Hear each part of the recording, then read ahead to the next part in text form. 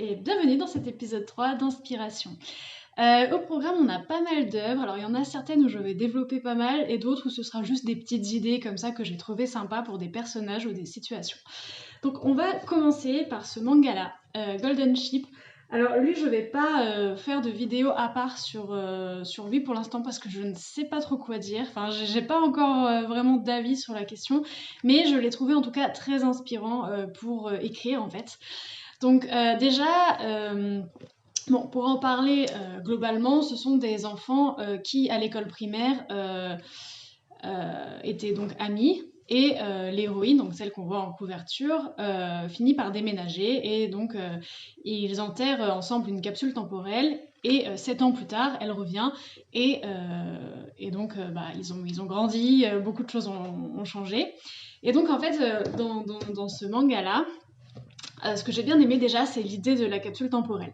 Je pense que en RP, ce serait vraiment génial au bout d'un moment d'avoir un événement comme ça où les personnages enterrent des objets qui leur sont précieux. Alors je sais pas exactement dans quel type d'événement ça pourrait être. Alors moi je vois bien sûr ça chez les magiciens parce que bon j'adore les magiciens et voilà, mais je pense que ça pourrait se trouver dans beaucoup d'autres races. Et donc ce serait vraiment sympa un événement comme ça, je pense, où les personnages enterreraient un objet précieux et ils se diraient, bah tiens, dans 10 ans, on le déterrera et on verra ce qu'il en est. Ils enterreraient leurs vœux, leur espérance, etc. Enfin, je pense que ça pourrait vraiment être cool. Donc ça, la capsule temporelle. Ensuite, j'avais en idée, enfin, je trouve que c'est pas mal. Alors plutôt pour des personnages, enfin, en fait ça dépend de votre mode de jeu. Si vous avez envie d'abord de jouer des enfants et de les faire grandir plus tard, ça pourrait s'appliquer. Mais si vous avez envie d'avoir des personnages qui sont déjà grands, vaut mieux le faire avec une sorte de flashback. Et en gros, l'idée, c'est vraiment d'avoir des enfants qui sont amis petits, qui se quittent, enfin, ouais, qui se quittent de vue. Je sais pas si c'est ça l'expression, se quitter de vue.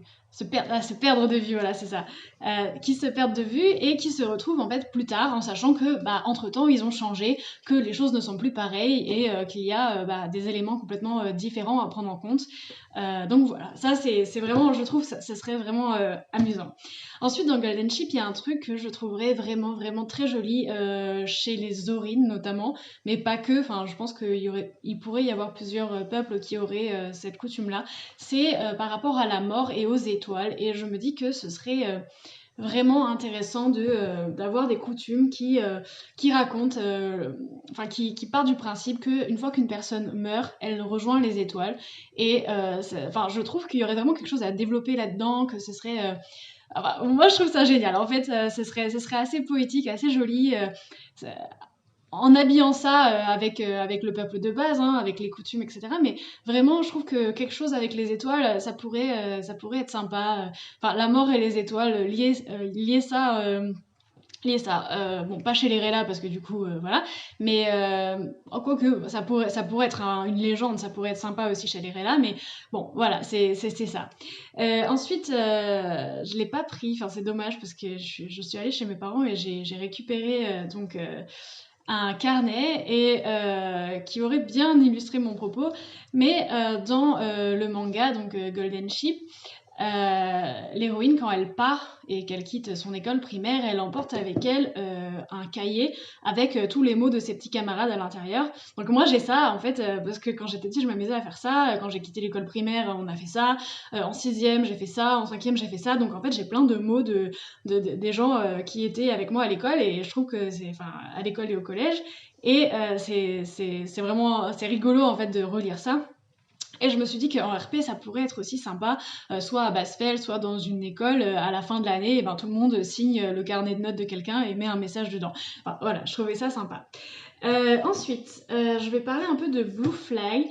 Alors ça, sincèrement, c'est un manga, je vais en parler dans une autre vidéo, mais je le trouve génial. Je vais pas trop raconter, je préfère garder ça pour plus tard parce que franchement, j'ai trop aimé. Enfin, j'en suis qu'au tome 1, hein. Il y en a plusieurs, mais en tout cas, c'est un gros coup de cœur pour le coup. Je l'ai vu ce matin, donc voilà. En fait, ce que j'ai bien aimé là-dedans, c'est un jeu qui est présenté et c'est un jeu de crayon. Alors, j'ai pas de crayon à papier, mais globalement, sur les crayons à papier, vous avez des faces qui sont lisses et des faces, enfin, ouais, c'est des faces lisses et des faces non lisses. Et le jeu, c'est de coller des étiquettes sur les faces lisses et de lancer le crayon. Et en fonction de sur quoi, enfin, le résultat en haut, enfin, en fait, ça marche un peu comme les dés. Et en fonction du résultat du haut, ça donne une action. Par exemple, je sais pas, vous pouvez, pour faire un truc simple, vous pouvez par exemple coller une étiquette cloche, enfin saute à cloche-pied 10 fois, fait le tour de la cour de récréation 5 fois, ou ce genre de choses. Vous lancez le crayon et en fonction de ce sur quoi ça tombe, eh bien la personne doit l'exécuter. Donc moi je pense que ça pourrait être vraiment un bon jeu pour les enfants, que ce soit, bah oui, Basfel forcément, mais que ce soit ouais, Basfel ou bah, n'importe quelle école en fait. Je trouve que ça serait sympa. Bon, encore une fois, moi je suis branchée magicien, mais je pense que même chez les Aurines ou ce genre de choses, ça pourrait être vraiment vraiment très bien. Enfin, c'est assez bon enfant, c'est assez sympa, donc voilà. Ça. Ensuite, ce manga-là, Love Fragrance. Alors je vais faire aussi une vidéo dessus parce que je le trouve assez intéressant et j'ai un avis un peu partagé dessus, mais globalement, si on le prend sur le ton de l'humour, c'est très drôle. Oui, en fait, pour résumer un petit peu, lui, il a un nez très très très développé, c'est-à-dire qu'il sent les odeurs et que d'ailleurs il confectionne des savons et d'autres produits parfumés. Et il a vraiment un nez au niveau... ouais, c'est vraiment... Il a un nez, un peu comme le type dans le parfum. Enfin, c'est vraiment quelqu'un qui marche beaucoup sur l'olfactif.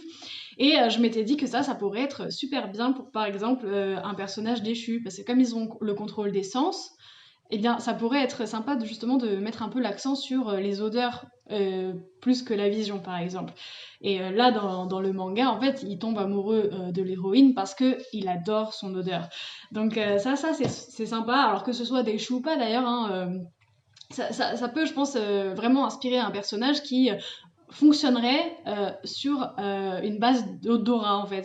Ce serait sympa. Ou même chez les Everchats par exemple. Ça pourrait être bien parce que comme ce sont des... Ils sont... Enfin, c'est des hommes animaux donc forcément peut-être qu'au niveau du flair etc. ça pourrait bien aller.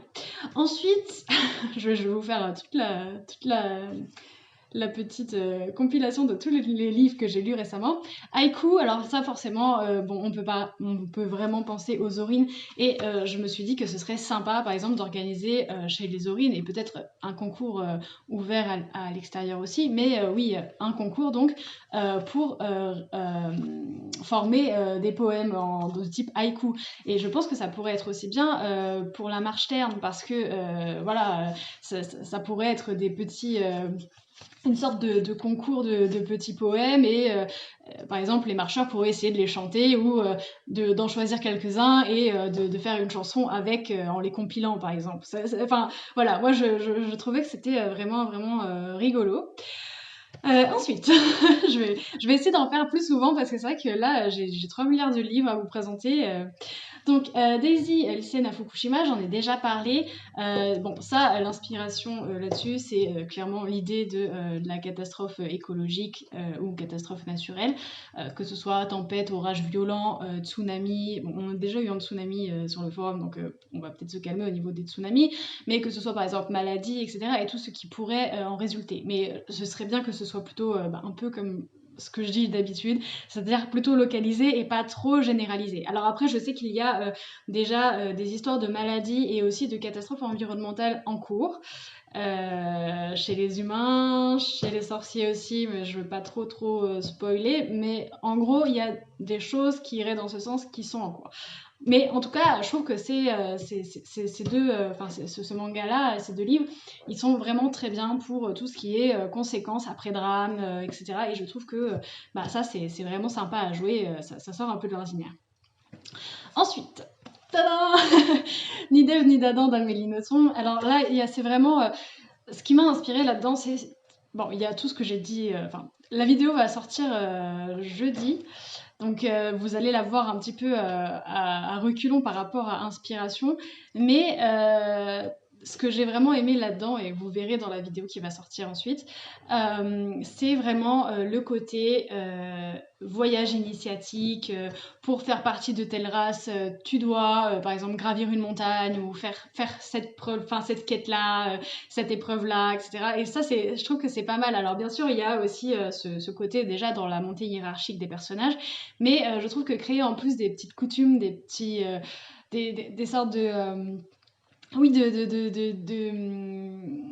comment, de voyage, de d'épreuves en fait, pour dire toi tu fais partie de telle race et maintenant que tu as fait cette épreuve, tout le monde te considère comme ça. Ou par exemple, ou que ce soit pas forcément au niveau d'un peuple, mais un groupe, par exemple à l'école, au niveau d'un groupe, vous avez ouais, je suis très branchée enfant en ce moment, hein, je sais pas pourquoi, mais j'ai envie de faire plein de trucs avec des personnages enfants. Mais vous avez par exemple un groupe et quelqu'un veut en faire partie, et le groupe dit bon, ok, tu peux faire partie de notre groupe, mais alors dans ce cas-là, tu vas faire ci ou tu vas faire ça. Et moi, je trouve que franchement, ce serait vraiment, vraiment, vraiment très intéressant de faire ça en RP, que ça pourrait vraiment mettre du jeu en plus. Donc voilà.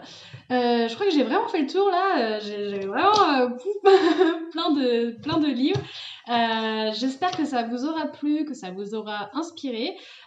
Donc voilà, enfin, je essayer de faire quelque chose avec ça. Moi, je pense que côté enfant, ça va. Ouais, je pense que je vais vraiment m'inspirer de ça pour mes enfants. Donc voilà, si ça vous a inspiré, tant mieux.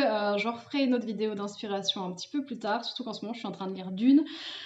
Donc, je pense que niveau inspiration, on va être assez, ça va être chargé parce que ce livre est vraiment génial. Donc voilà. Eh bien, bon dimanche.